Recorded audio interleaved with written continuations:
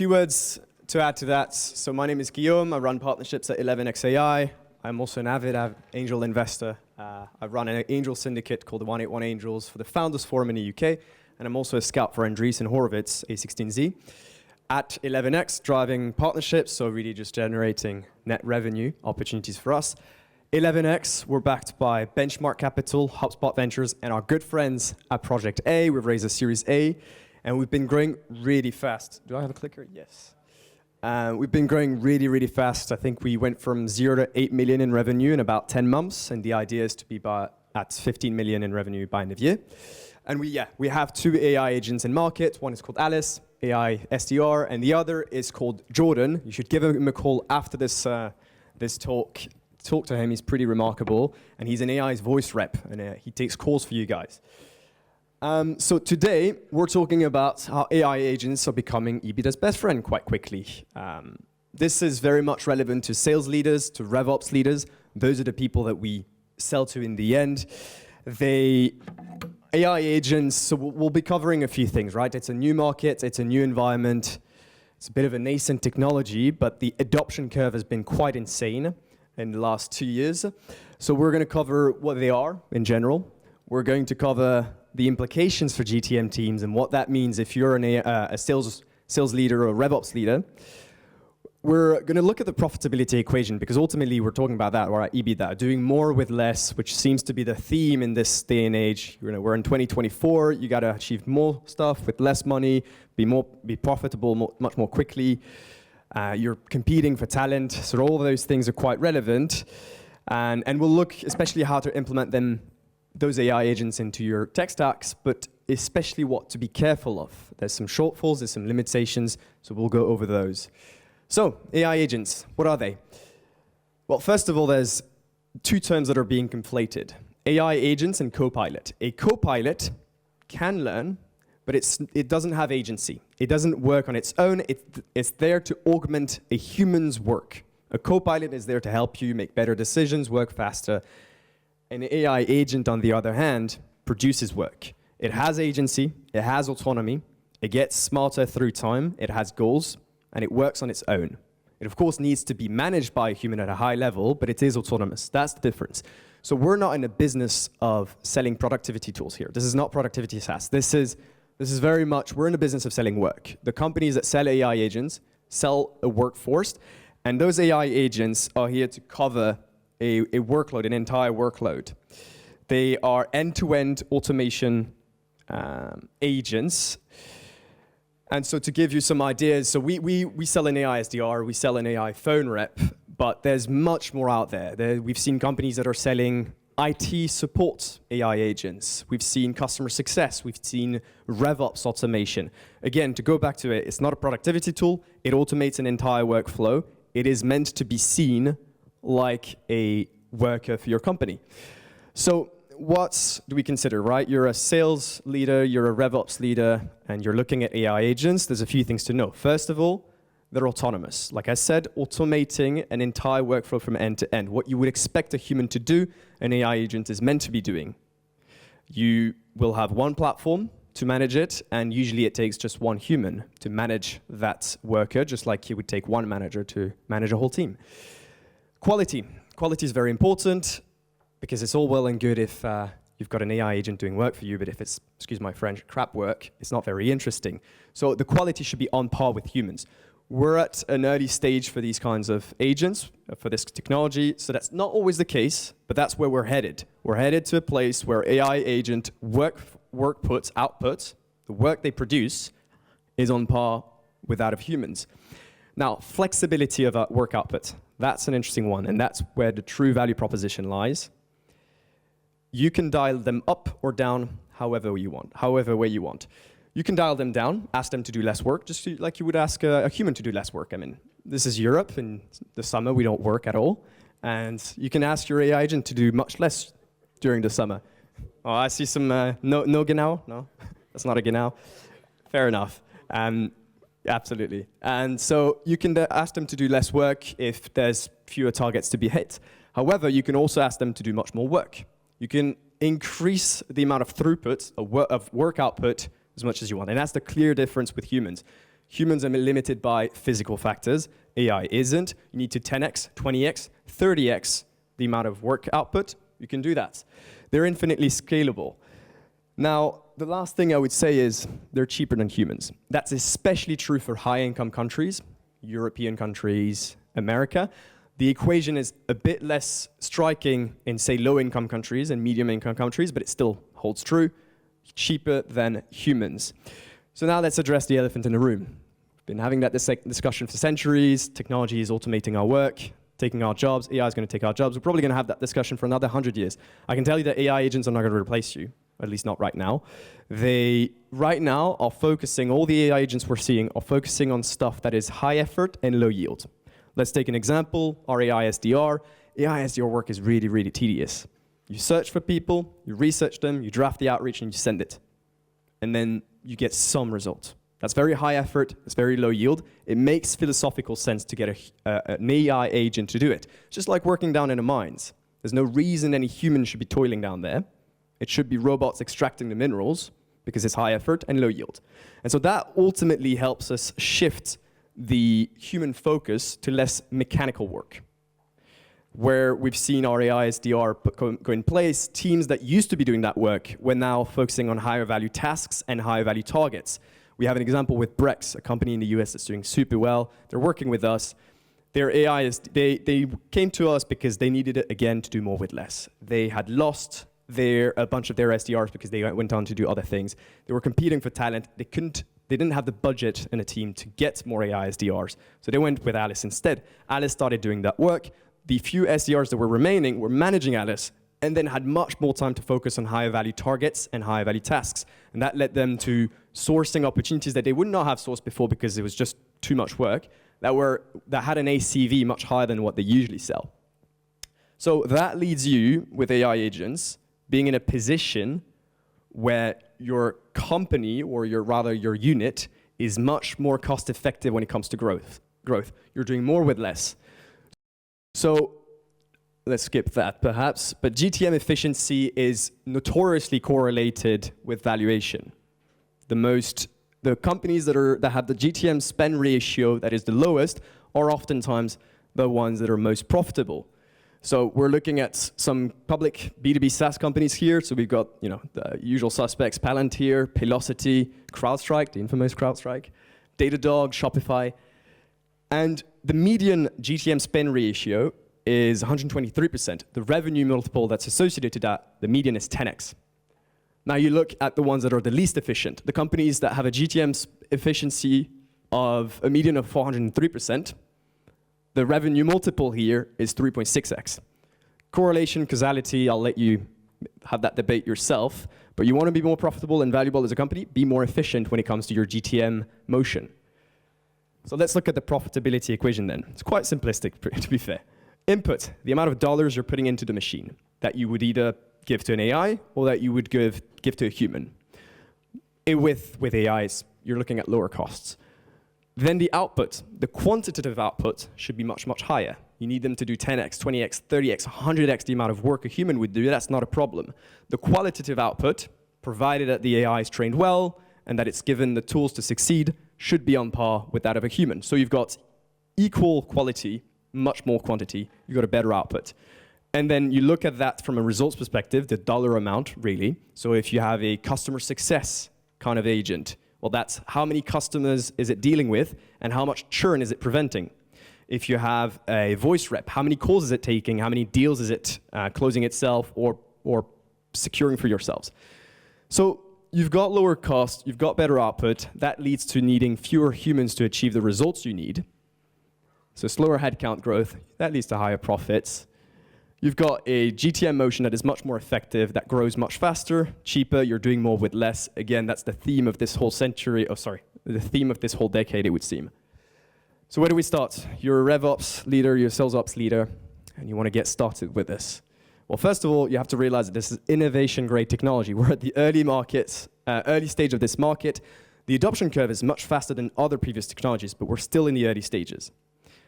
I want you to take a guess at what is the failure rate, percentage-wise, of any kind of Gen AI experiment. Any guess out of 100%? How many Gen AI experiments fail in companies these days? 80%. Very well. I saw 70%. I'll take that's oddly specific, so I'll take that. You're perfect. 83%. That's to be expected. We're in the earliest stages of a company. We're dealing with innovation, great technology. 10 years ago, with the first wave of AI productivity tools, the failure rate of such experiments was exactly the same. 10 years beforehand, when we were getting the SaaS tools that we all take for granted nowadays, the productivity SaaS tools, failure rate was around that as well. And that's due to a few things. One, use cases. Many companies that use those agents shouldn't be using those agents. The use cases aren't right.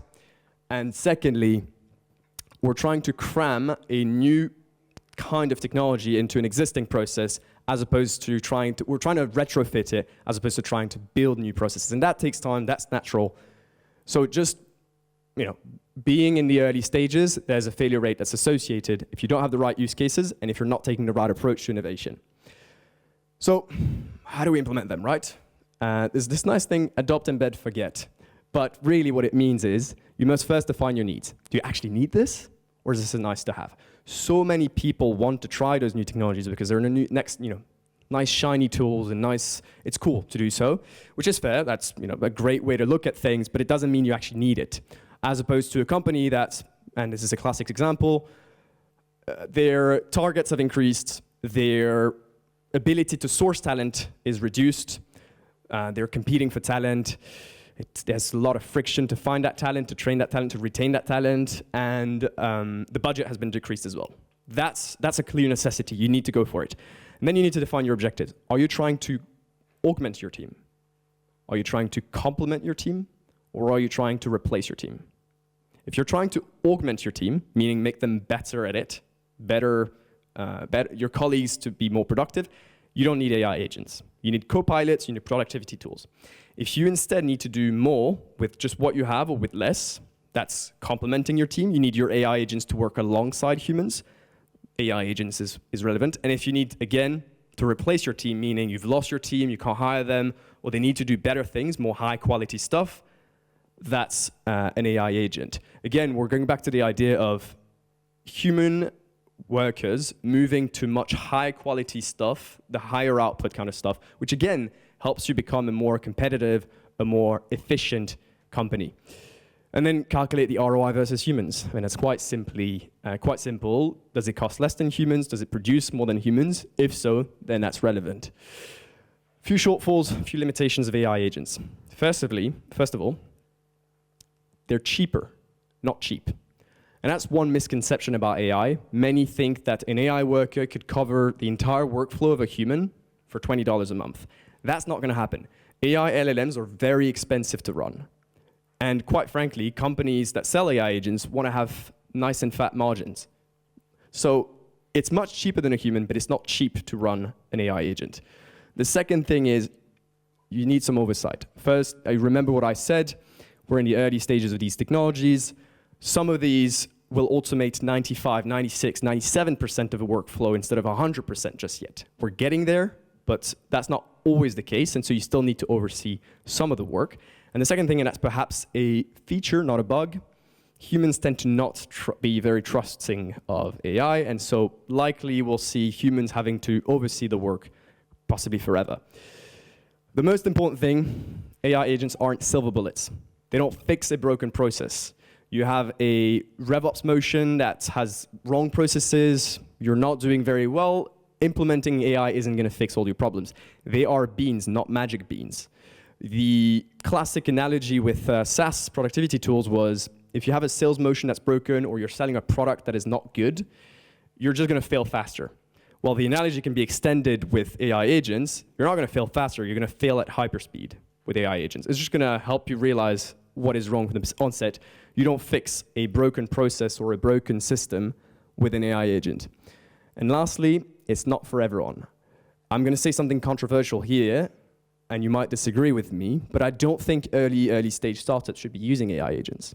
Now you might say, well, these are the ones that need to be doing more with less, they have very few resources, they need to stay lean and mean. Yes, but we're going back to the previous process. An early stage startup, one that is pre-product market fit, for example, hasn't defined its sales processes, doesn't even know if its product or its service is valuable to the world and can survive. And implementing AI agents, while it makes you more efficient from a human and cost perspective, yes, makes you fail faster. So that's one of these examples where it's not for everyone. So what's the too long didn't listen? AI agents will help sales and revenue leaders who need to do more with less. They yield more efficient growth for GTM orgs. And AI agents overall, they get smarter with time, they cover entire workflows, they're infinitely scalable, and they're easy to manage. Now, shameless self-promotion, if you're interested in chatting to Jordan or testing Alice, go ahead and scan that QR code, and also discounts and deals. How about a demo? A demo right now? I've not, well, actually, that would have been a good idea, actually. That's the only thing that is actually interesting to guys. Well, I'll tell you what. Does this work? I'll tell you what. What you do right after is you go chat to Jordan. We've run a test of how many calls he can take in 1 second or in 1 minute, and we tested it for 40,000 calls a few days ago, so it works well. All of you, after this, just have a chat with him and try to tease him, try to break him, and see how he does. He'll be able to speak German quite soon, but for now it's only English. Cool. That's it.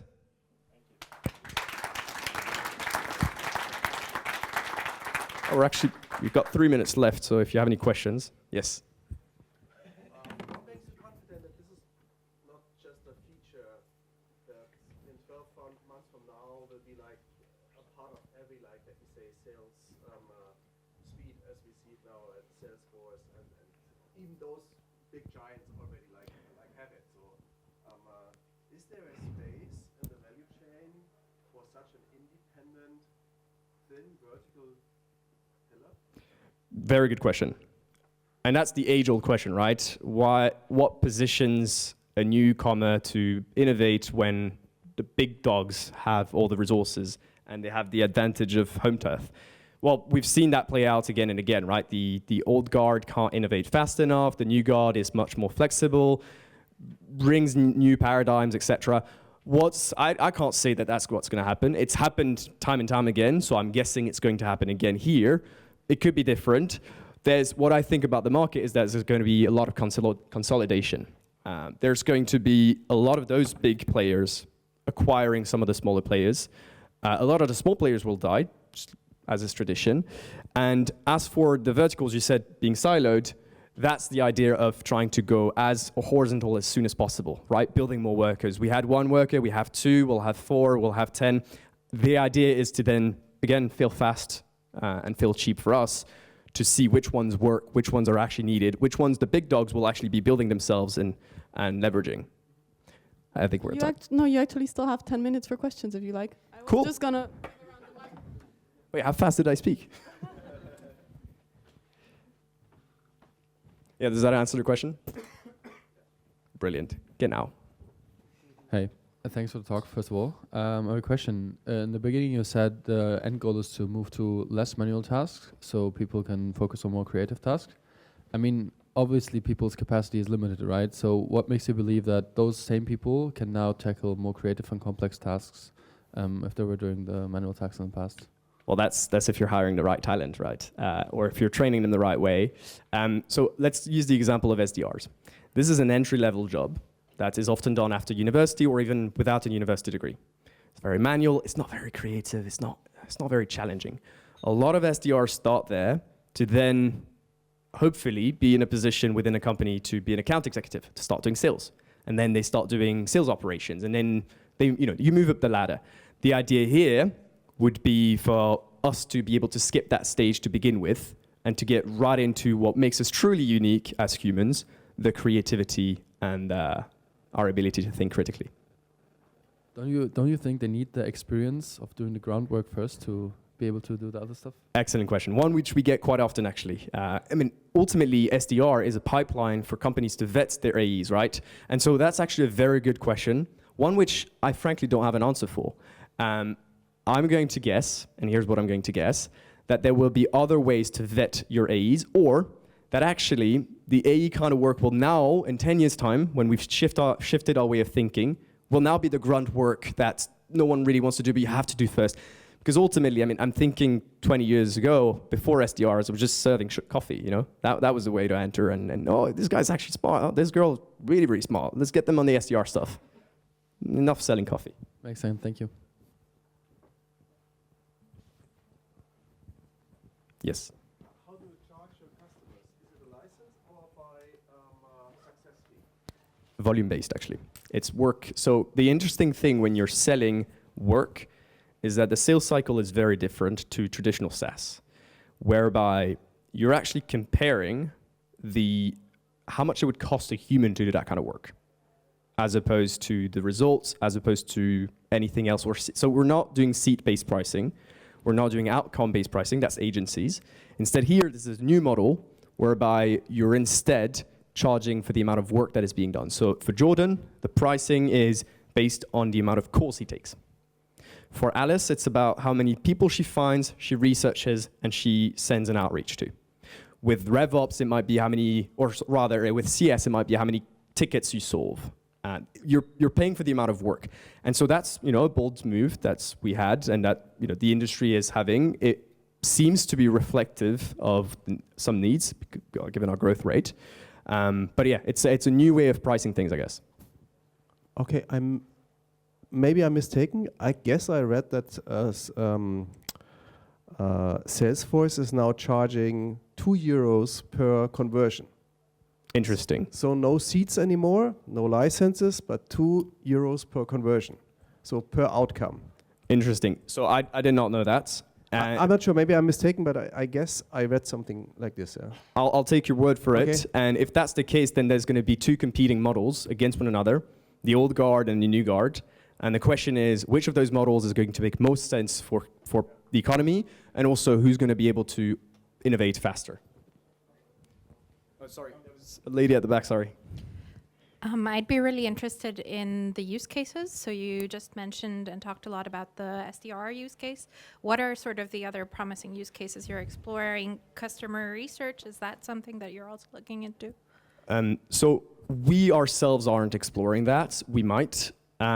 Customer research is an interesting one, right? Ultimately, you have to go back to the idea of what is a tedious amount of work that doesn't require much brain power, but still requires that little touch that an automated bot couldn't do. And that is very expensive for us to do. The high effort, low yield kind of stuff. So customer research is one of those. Where I'm seeing the biggest opportunity is customer success. It's so infuriating to be waiting for someone to pick up the phone to then tell you, I can't fix that problem for you. It's the worst feeling in the world. Whereas here with Jordan or some of our competitors, it's a way to be heard immediately, which from a customer experience standpoint is pretty brilliant. And then of course, even if the agent can't fix the problem, which often it can, at least you've been heard, at least you know someone's working on it, at least you've got a timeline or a deadline. For a company, that's incredibly valuable with on the dollar amount. You're preventing churn and customer frustration. How do you actually measure quality? I mean, there's conversion rate and so on and feedback, but is there any other measures internal to the process to actually measure how well your bots perform or your agents perform? Yeah, that's a very good one. So there's objective ways to measure things. There's also subjective ways. And I will say, frankly, right now we're more on a subjective part. For example, I'll give you an example. If you're using an AI SDR, does the copy read like that of a human? And most often it does. Does the copy, would it have at least an ounce of interest to you if you were receiving that, as opposed to not caring at all? That's the subjective part, vibes.